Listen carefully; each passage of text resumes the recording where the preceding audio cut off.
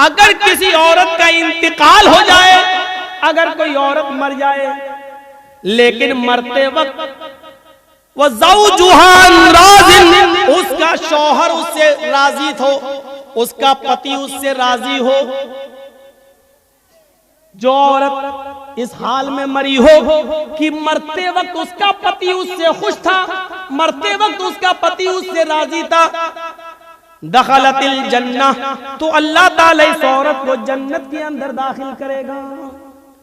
इससे पता चलता है कि जिस औरत की मृत्यु हो गई, जिस औरत की मौत हुई और उसका पति उससे राजी नहीं था, तो वो चाहे कितनी नमाजी रही हो, चाहे कितनी रोजेदार रही हो, चाहे कितनी तहज्जुदें पढ़ती रही हो, लेकिन मरते वक्त अगर उसका पति उससे राजी नहीं था, तो ये औरत इतनी नमाजें पढ़ने के बाद, रोजे रखने के बाद और तहज्जुद पढ़ने के बाद भी जन्नत में नहीं जा सकेगी। औरतों की नमाज और रोजा और हज और ज़कात ये डिपेंड करता है शौहर की मर्जी पर, शौहर की खुशी पर, उसके पति की मर्जी पर, पति की खुशी पर। अगर शौहर राजी तो औरत जन्नती, मरते वक्त अगर शौहर नाराज तो औरत जहन्नम। अल्लाह के नबी सल्लल्लाहु अलैहि वसल्लम फरमाते हैं, मैं यज़मल्ली बैना लहयैहि व रिजलैहि अज़मन लहुल जन्नह, जो मुझे इन दो चीजों की जमानत दे दे, जो मुझे इन दो चीजों की गारंटी दे दे, मैं उसको जन्नत की गारंटी देता हूं। कौन सी है वो दो चीजें? बैना लहयैहि, दोनों ये जो दाढ़ी के जो दोनों किनारे हैं, गाल, मुंह, इनके बीच में ज़बान, जो मुझे दोनों जबड़ों के बीच की चीज यानी जबान की जमानत दे दे, मैं इससे कभी गलत नहीं बोलूंगा, झूठ नहीं बोलूंगा, चोरी नहीं, झूठ नहीं बोलूंगा, गीबत नहीं करूंगा, किसी की बुराई नहीं करूंगा, जब भी बोलूंगा सच बोलूंगा, इसको कभी बुरे चीजों में इस्तेमाल नहीं करूंगा। वो बैना रिजलैहि, और अपने दोनों पैरों के बीच, दोनों टांगों के बीच यानी शर्मगाह की हिफाजत दे दे, हम इसको कभी गलत काम में इस्तेमाल नहीं करेंगे। जो इन दो चीजों की जमानत मुझे दे दे, अज़मन लहुल जन्नह, मोहम्मद रसूलुल्लाह फरमाते हैं, मैं उसको जमानत देता हूँ जन्नत की, मैं उसको जमानत देता हूँ कि ये जन्नत के अंदर जाएगा, ये जन्नत के अंदर दाखिल होगा, ये जन्नत के अंदर जाएगा, मैं उसको जन्नत में जाने की जमानत देता हूँ, ये जन्नत के अंदर जाएगा। ये जबान से जो गीबत चुगली होती है, ये बहुत बुरी चीज होती है। अल्लाह के नबी मस्जिद में नमाज पढ़ा रहे हैं, सलाम फेरा, अस्सलामु अलैकुम व रहमतुल्लाह, अस्सलामु अलैकुम व रहमतुल्लाह। नमाज पढ़ाने के बाद जब आपने चेहरा मुक्तदियों की तरफ किया तो क्या देखा कि एक सहाबी उठ के जा रहे हैं, नाम है उनका अबू सईद खुदरी, सलाम, उन्होंने भी नमाज पढ़ ली, वो जा रहे हैं। जब वो दरवाजे पर पहुंच गए मस्जिद के, तो अल्लाह के नबी ने फरमाया, जिसने जन्नती आदमी ना देखा हो वो देख ले, ये जन्नती आदमी जा रहा है। दुनिया में जन्नती, जिसको जन्नती देखना हो देख ले, ये जन्नती जा रहे हैं। साहबा ने पीछे मुड़ के देखा, वो अबू सईद खुदरी हैं। दूसरे दिन आपने फिर नमाज पढ़ाई, जब सलाम फेरा, अबू सईद खुदरी फिर उठ के जाने लगे, तो अल्लाह के नबी ने कहा, जिसने जन्नती न देखा हो वो देख ले, जन्नती जा रहा है। साहबा ने फिर पीछे मुड़ के देखा तो वही अबू सईद खुदरी है। तीसरे दिन आपने फिर फरमाया, जिसने जन्नती न देखा वो देख ले, ये जन्नती सहाबी है, ये जन्नती आदमी जा रहा है। अल्लाह के नबी सल्लल्लाहु अलैहि वसल्लम ने जब जिसको जन्नती कहा, तो साहबा ने फिर पीछे मुड़ के देखा, कौन है? वही अबू सईद खुदरी। तो हजरते अब्दुल्ला इब्ने उमर को तजस्सुस हुआ कि ये क्या करते हैं जिनको बार बार जन्नती कह रहे हैं अल्लाह के नबी। जितना अमल हम करते हैं उतना अमल ये भी करते हैं, लेकिन इनको तीनों दिन जन्नती क्यों कहा? तो हो सकता है कि मस्जिद में बाहर कोई काम ना करते हो सकता है घर में कोई काम कर रहे हो। तो ये उनके घर पहुंच गए। अबू सईद खुदरी ने कहा, आइए, कैसे आना हुआ? कहा, मेरे अब्बू से लड़ाई हो गई है मेरी, कुछ 2-3 दिन में तुम्हारे यहाँ रहना चाहता हूँ, उनका गुस्सा ठंडा हो जाएगा, मैं चला जाऊंगा। कहा, अच्छा ठीक है, आओ, कोई बात नहीं, माँ बाप से नहीं लड़ना चाहिए, वैसे तुम आ जाओ, मेरे मेहमान हो। उनको क्या मालूम ये किस लिए आए। उन्होंने कमरा दे दिया उनको, अब वो अब्दुल्ला इब्ने उमर उनके वो देख रहे हैं कि घर में ये कौन सा अमल करते हैं। लेकिन 3 दिन रुकने के बाद, 3 रात रुकने के बाद अब्दुल्ला इब्ने उमर कहते हैं कि मेरे सामने तो कोई ऐसा अमल आया नहीं कि जो हमसे ज्यादा हो। घर में भी ये उतना ही करते जितना हम अपने घर में करते हैं, यानी जितनी नमाज ये अपने घर में पढ़ते हैं उतना हम भी अपने घर में पढ़ते हैं। तो तीसरे दिन जब ये वहां से जाने लगे तो कहने लगे अबू सईद खुदरी, मेरे बाप हमसे नाराज नहीं है, मेरी माँ भी मुझसे नाराज नहीं है, बल्कि मैं तो एक चीज का पता लगाने के लिए आया था। कहा क्या पता लगाने के लिए आए थे? कहा ये देखना चाह रहा था कि 3 दिन आपने नमाज पढ़ी और तीनों दिन जब आप मस्जिद के दरवाजे पे आए तो अल्लाह के नबी ने फरमाया जिसने जन्नती ना देखा वो देख ले। तो तीनों दिन आप ही रहे। मैंने सोचा कि पता नहीं हो सकता घर में कुछ कोई अमल करते हो, लेकिन मैंने देखा कि आपके अमल हमारे अमल से ज्यादा नहीं है। जितना हम घर में करते हैं उतना आप करते हैं, जितना हम बाहर करते हैं उतना आप भी करते हैं, लेकिन जन्नत में आप जा रहे हैं और किसी को अल्लाह के रसूल नहीं कह रहे हैं, सिर्फ आपसे कह रहे हैं। क्या मामला है? अबू सईद खुदरी कहते हैं ये तो मैं नहीं जानता, लेकिन शायद एक वजह हो। कहा क्या? मैं मस्जिद में भी फजूल में नहीं बैठता, बेकार नहीं बैठता। देख रहे हैं, मैं मस्जिद के अंदर भी फालतू नहीं बैठता।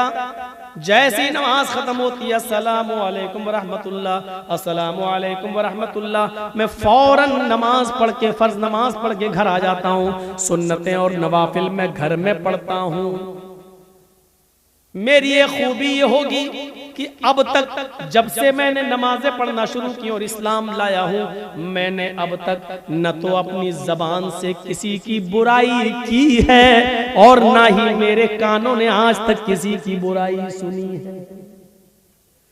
हजरत उमर कहते हैं, अब्दुल्ला इब्ने उमर कहते हैं शायद यही वजह हो। वो अल्लाह के नबी के पास आए, कहा अल्लाह के नबी अबू सईद खुदरी ने मुझे ये बताया है, क्या ये सच है? फरमाया मैं नहीं चाहता था कि अबू सईद खुदरी की नेकी तुम्हें बताऊं, वो राज में थी, राज में रहने देता, लेकिन तुम उनके घर जाकर मालूम कर आए हो।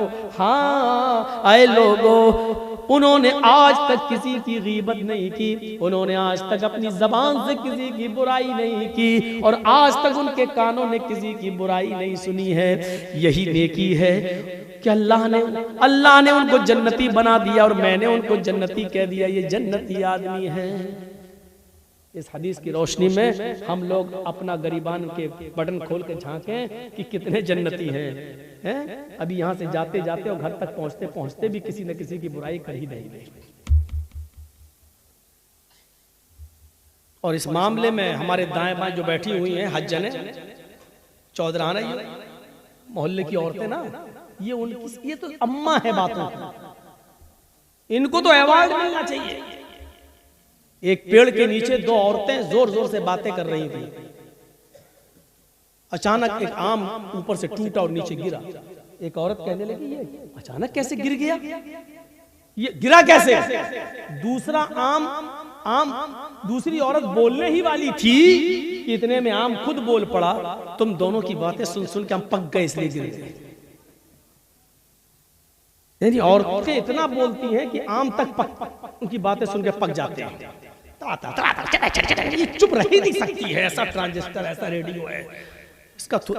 कभी कभी आप देखिए स्कूल में भी जाएंगी सहेलियों के साथ तो पीछे बाइक वाला हॉर्न ही मारता रहेगा, इनको हॉर्न नहीं सुनाई देगा। बातों क्या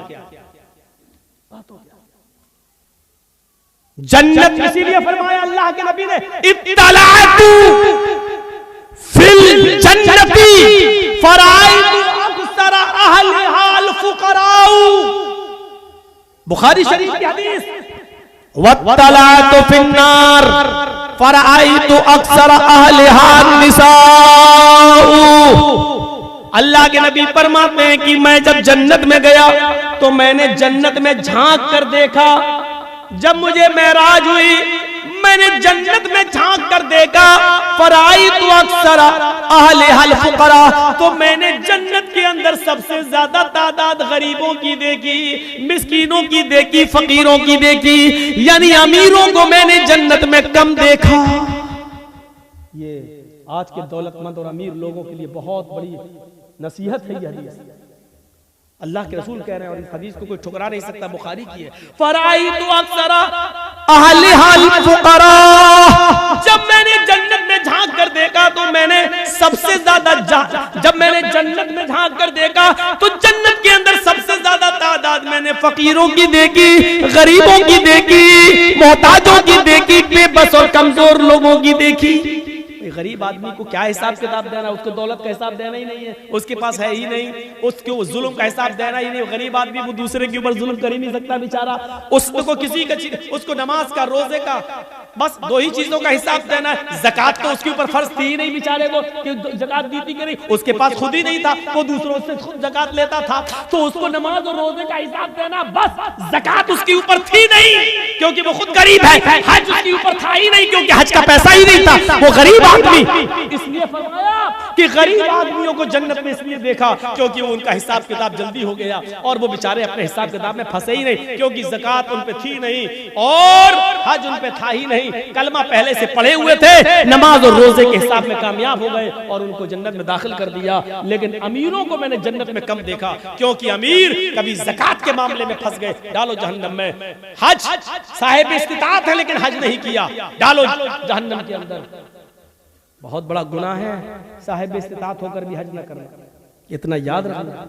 आपके पास इस्तिताअत है और हज करने नहीं जा रहे, नहीं साहब दो बेटियां रह गई, पहले इनकी शादी कर दे तब चले जाएंगे, और उनकी शादियों से पहले ही इस्तिताअत है लेकिन इसलिए रुक गए हैं कि अभी एक बेटी रह गई है, उसका पहला निकाह कर दूं उसके बाद जाए, पहले जिम्मेदारियों से सब दोष हो जाए। नहीं, अगर इस हाल में मर गए और हज से पहले आपका इंतकाल हो गया ये सोच कर कि पहले बेटी की शादी करेंगे तो माता अलल मजूसिया, आप इस्लाम पर नहीं मरेंगे, आपकी मौत मजूसियत पर होगी, आग के पुजारी बनकर मरेंगे, आग की इबादत करते हुए मरेंगे, यानी आपकी मौत इस्लाम पर नहीं होगी। जरा गौर कीजिए, किसके पास नहीं होगा 2.5 लाख 3 लाख रुपया, 3.5 लाख रुपया अगर है, साहब मैं शादी करना है बेट, ये शादी और जहेज ये सब झमेले तो हमने खुद पाले, शरीयत में तो नहीं है कि इतना जहेज दो, शरीयत में तो ये है कि जो दहेज मांगता वो इंटरनेशनल भिखारी है। आप देख क्यों रहे हैं समाज के अंदर भागने वाले लड़के लड़कियों की पंचायत बैठ जाती है, दहेज के खिलाफ पंचायत क्यों नहीं बैठती है? साहब हमारे गांव में कोई आदमी दहेज देगा अपनी लड़की को तो उस पर भी एक्शन लिया जाएगा, कोई आदमी अगर जहेज लेगा तो उस पर भी एक्शन लिया जाएगा। क्यों नहीं होती है पंचायत? क्यों नहीं होती पंचायतें? सिर्फ चंद चीजों की आप बैठकें करेंगे। हमने किसी को मारा, आप सरदार साहब फैसला करेंगे गांव के, क्यों मारा, चलो तुम इसको मारो या इतना पेनल्टी दो। लड़का दहेज मांग रहा है, हम मोटरसाइकिल दे रहे हैं, इस लड़के की और देने वाले आदमी की जिसने अपनी बेटी को दहेज में शादी में बाइक दी है, मोटरसाइकिल दी, उनकी पंचायत क्यों नहीं बैठती है? बैठना चाहिए। इत्तलातु फिल जन्नती फराइतु अक्सर अहलिहाल फुकरा, मैंने जन्नत में जब झांक कर देखा तो मुझे अक्सर फकीर गरीब बेबस मजबूर लोग नजर आए। जन्नत के अंदर गरीबों की तादाद हमने ज्यादा देखी, अमीरों की तादाद हमने कम देखी। अब दूसरा टुकड़ा, वत्तलातु फिन्नार, हमने जहन्नम में जब झांक कर देखा, अभी तो जन्नत हो गई, अल्लाह के नबी फरमाते वत्तलातु फिन्नार, जब हमने जहन्नम में झांक कर देखा, फराइतु अक्सर अहलिहा निसा, तो जहन्नम में जलने वालियों में मैंने सबसे ज्यादा औरतों को देखा, जहन्नम में सबसे ज्यादा मैंने औरतों की तादाद देखी। जलसों में भी मेला देखने आओगी तो क्या होगा, जलसों में भी हाफा फास्तीनों के कपड़े पहनकर आओगी तो क्या होगा, जलसों में भी लिपस्टिक को क्रीम लगाकर और अतर लगा के आओगी तो क्या होगा। अलमरातु इज़ा इस्तातरत फमर्रत बिल मजलिस, इतर तो बहुत बड़ी चीज हो गई, खुशबूदार कोई भी चीज लगा ले, चाहे तेल ही क्यों ना हो, जिस औरत ने तेल खुशबूदार कोई चीज अपने जिस्म पर लगा ली, बालों में खुशबूदार तेल ही क्यों ना लगा लिया, डाबर आंवला ही क्यों ना लगा लिया, जिससे खुशबू आती है, इतना सा तेल सर में खुशबूदार कोई चीज लगा ली, फमर्रत बिल मजलिस, और वो निकल जाए सड़क पर, निकल जाए रोड पर, निकल जाए मजलिस में, लोगों के बैठने की जगह या लोगों के चाय पीने की जगह या मेले ठेले या बाजार में जहां मर्द बैठे हो उस रास्ते से निकल जाए। अल्लाह के नबी फरमाते फमर्रत बिल मजलिस फहिया कज़ा व कज़ानिया ज़ानियत व ज़ानियत ज़ानियत। अल्लाह के नबी फरमाते हैं बस गुजर जाए, खुशबूदार कोई चीज लगाकर निकल जाए, फमर्रत बिल मजलिस गुजर जाए, फहिया कज़ा व कज़ा, वो ऐसी है वो ऐसी है। फिर आपने खुद ही बता दिया आनी अज़ानियत ज़ानियत ज़ानियत, वो बदचलन है वो बदचलन है वो बदचलन है, वो बेहया है वो बेहया है वो बेहया है, गुजर जाने वाली बेहया है। बात नहीं करे, सलाम न करे, कुछ न करे, सिर्फ चली जाए तो बेहया है, और बैठ जाए बात करे, सामान खरीदे, लड़कों से भी बात करे, वो कौन हुई? चलो ये आपके सोचने के लिए छोड़ देता हूं। हम बोलेंगे तो आप शायद कल हमें बैठने भी दो, इतना बुरा बोलता है हमारी माँ बहन बेटी, हम नहीं बोलेंगे। आप सोचो जब गुजरने वाली ये हो गई तो बात करने वाली, चोंच चलाने वाली, लड़कों के साथ घूमने वाली कौन? और मैंने बताया था शायद मौजमपुर के अभी जलसे के अंदर कि भाभी अपने सगे देवर के साथ भी उसकी बाइक पर बैठकर कलिया चक नहीं जा सकती है, और साली अपने बहनोई के साथ उसकी बाइक पर बैठकर स्कूल नहीं जा सकती। कहां पड़े हो आप? कहां हो? हम अपने घर में हैं, हमारी बीवी घर में है, और अचानक हमारी साली आ जाती है, हम अपनी बीवी के साथ बैठ के खाना खा रहे हैं, बीवी ने बहन को बुला लिया, आओ तुम भी बैठ जाओ खाना खा लो। जर्जीस साहब अपनी बीवी की मौजूदगी में भी साली के साथ खाना नहीं खा सकते हैं, और उस साली को इजाजत नहीं कि अपनी बहन की मौजूदगी में भी वो मेरे साथ खाना खाए। कहां पड़े हो? बीवी की इजाजत है फिर भी जायज नहीं है, बीवी मौजूद है फिर भी साली बीवी की बहन की मौजूदगी में बहनोई के साथ खाना नहीं खा सकती है। यहां तो बाइकों पे घूम रही है मालदार कलिया चाय। शर्म हमें मगर नहीं आती साहब। हिजाब हिजाब हिजाब, अरे ये तो पॉलिटिकल मुद्दा है, 10 मार्च के बाद सब बंद हो जाएगा। ये पॉलिटिकल मुद्दे नहीं है, ये हमारे इस्लाम का एक हिस्सा है। अय अली, जब मेरा इंतकाल हो जाए तो मुझे दिन के उजाले में दफनाने मत जाना, जुहर के बाद मेरी मिट्टी मत करना, असर बाद मेरी मिट्टी मत करना, मगरिब के बाद मेरी मिट्टी मत करना, ईशा की नमाज के बाद जब काफी अंधेरा हो जाए तब मुझे कब्रिस्तान में ले जाना, तब मुझे दफन करना। ये कौन कह रहा है? फातिमा कह रही है। किससे कह रही है? अपने पति से, अली से। आए अली, मैं नहीं चाहती कि मेरे मुर्दा जिस्म पर पड़े हुए कफन पर भी किसी गैर मर्द की नजर पड़े। मुर्दा जिस्म पर पड़े हुए कफन पर भी गौर से सुनो, मेरी बहनों गौर से सुनो, मेरी बेटियों गौर से सुनो, मेरी माँ गौर से सुनो, मेरे मरे हुए, मेरे मुर्दा जिस्म पर पड़े हुए कफन पर भी किसी गैर मर्द की नजर पड़े। मैं ये भी नहीं चाहती। एक तरफ तो मुर्दा मरने के बाद वैसे ही सारे अहकाम खत्म, मुर्दा जिस्म पर कफन, उस कफन की क्वालिटी और कलर सफेद और व्हाइट रंग का, लेकिन मैं नहीं चाहती हूँ कि कफन से लिपट जाऊं तब जब मेरा चेहरा भी छिपा हुआ हो और मुझे ले जाया जा रहा हो तो चेहरा तो छिपा है, पैर हाथ सब छिपे, फिर भी कफन तो नजर आ रहा है। मैं नहीं चाहती कि मेरे मुर्दा जिस्म पर पड़े हुए कफन पर भी नजर किसी मर्द की नजर पड़े। मोहम्मद रसूलुल्लाह की बेटी ये कह रही है, फातिमा ये कह रही है, जब रात का अंधेरा हो जाए, इतनी रात हो जाए कि सफेद रंग का कफन भी रात की तारीकी में दिखाई न दे, तब मुझे रात के अंधेरे में कब्रिस्तान ले जाना और आप मुझे कब्र के अंदर उतारना। आप सबसे पहले मुझे मिट्टी देना।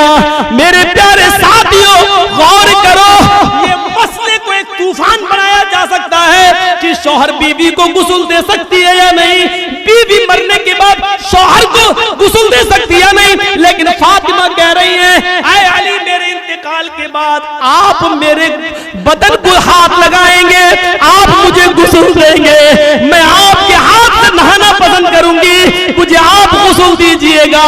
हजरत अबू बकर सिद्दीक की जब बीवी का इंतकाल होता है, अबू बकर सिद्दीक का जब इंतकाल होता है, तो अबू बकर सिद्दीक को उनकी बीवी ने गुस्ल दिया।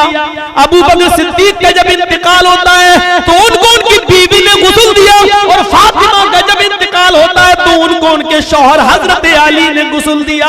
ये झमेले अपने अपने मसलकों के एतबार से किए जा सकते हैं कि गुस्ल देना जायज है कि नाजायज है, लेकिन अगर नाजायज होता तो अबू बकर को उनकी बीवी गुस्ल न देती और हजरत अली फातिमा रज़ी अल्लाह तआला अन्हा को गुस्ल न देते। मेरे भाइयों, ये पर्दा है, इस पर्दे को आप लाइए और नाफिज कीजिए, तब जाकर हिजाब के खिलाफ एहतिजाज करो तो अच्छा भी लगता है यार, अच्छा भी लगता है। हमारी बेटियां तो बेपर्दा घूम रही हैं, हम एहतिजाज कर रहे हैं और हिजाब के फेवर में बोल रहे हैं। शर्म आनी चाहिए, शर्म आनी चाहिए।